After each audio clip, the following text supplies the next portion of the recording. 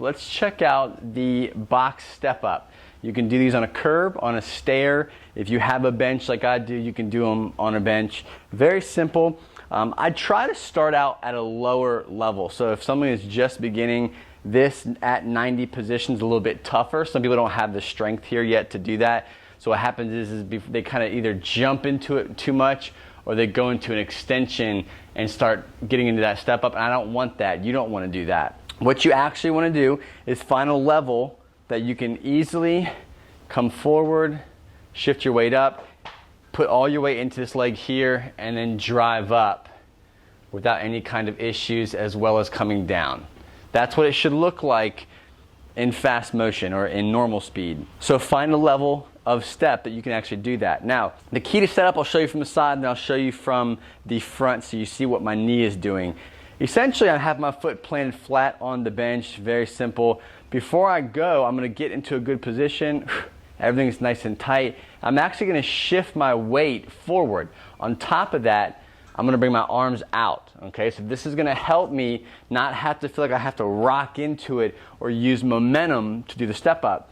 So arms are out here, trying to keep my back as flat as possible, shoulder blades back and down, leaning forward till my weight is over that leg, and I'm gonna slowly press up, and then I'm gonna come down nice and controlled on the way down. What you see a lot is they go for speed. They're doing this. That's what you do not want. You don't want that. Nice and slow, controlled. You'll get way more out of the exercise, and it'll be way less painful because you'll have more control over how your body is responding. So let's take a look at the front version. All right, so the front version of the step up, what I want you to look at is what's happening with my knee, okay? So oftentimes an unstable knee or an unstable hip pressing surface, you tend to find a lot of knee travel where you're going on the inside, going on the outside. What you want to practice is getting to the point where you can stabilize that knee and keep it exactly in the same position